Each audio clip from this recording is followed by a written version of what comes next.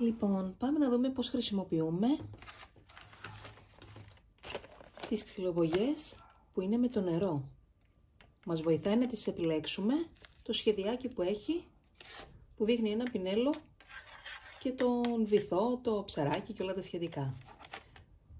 Όταν θα τις δούμε από κοντά, δεν διαφέρει σε κάτι. Θεωρείς ότι είναι μία απλή ξυλοβογιά, την οποία μπορώ όντως να τη δουλέψω με τον απλό τρόπο,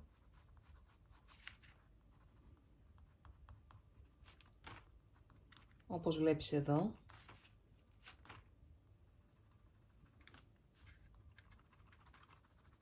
Μπορώ να τη δουλέψω λοιπόν έτσι, αλλά πάμε να δούμε τι κάνει και θα επιλέξω ένα χρώμα για τον ιβίσκο που αγαπώ πάρα πολύ.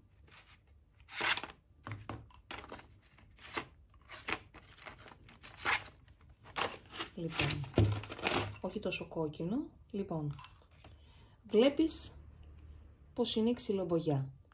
Χρειαζόμαστε το πινελάκι που έχει μέσα. Εγώ τώρα βέβαια έχω πάρει ένα άλλο πινέλο και πρόσεξε τι κάνω.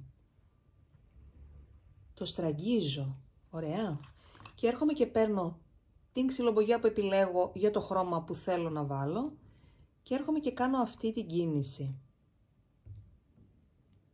Θέλω να παρατηρήσεις ότι με το που το κάνω κατευθείαν βάφτηκε το πινέλο μου. Προσοχή τώρα, δεν έρχομαι να βάψω και να σχεδιάσω με την ξυλοβογιά μου. Την ξυλοβογιά μου την αφήνω στην άκρη, πρέπει να στεγνώνει και έρχομαι με το χρώμα που έχει περαστεί εδώ να περάσω το σχέδιό μου. Πολύ προσεκτικά.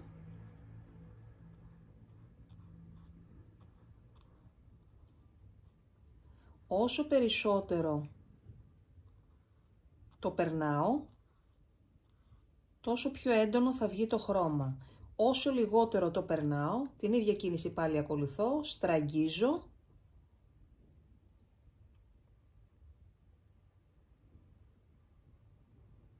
και παίρνω από την ξυλοβογιά μου.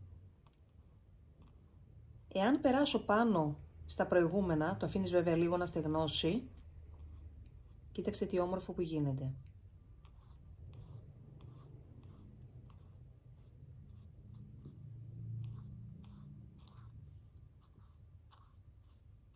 Κάνει τα νερά του εντωμεταξύ, το επιλέγεις εσύ, κατευθύνεις που θέλεις το χρώμα.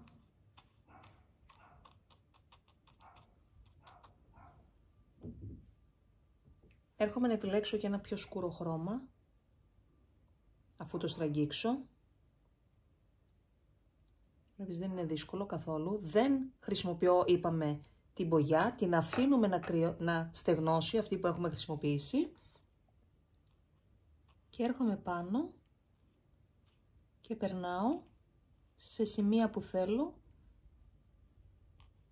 το χρώμα το πιο έντονο. Εννοείται ότι το σχέδιό μας το αφήνουμε να στεγνώσει και μετά μπορώ να το ξαναχρησιμοποιήσω. Αν θέλω να αλλάξω χρώμα, απλά βουτάω,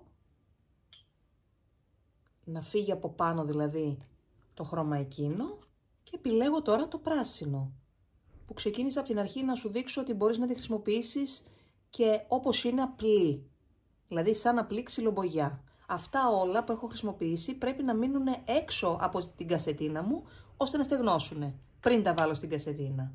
Πάμε να δούμε τώρα το χρώμα πώς θα γίνει. Δες τι όμορφα που απλώνεται.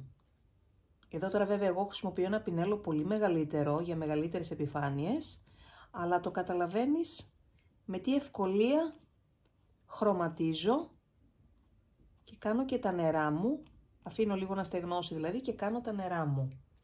Και όπου θέλω το κάνω λίγο πιο έντονο. Και αυτό είναι η πλενόμενη ξυλοβογιά που βάφει σαν τέμπερα.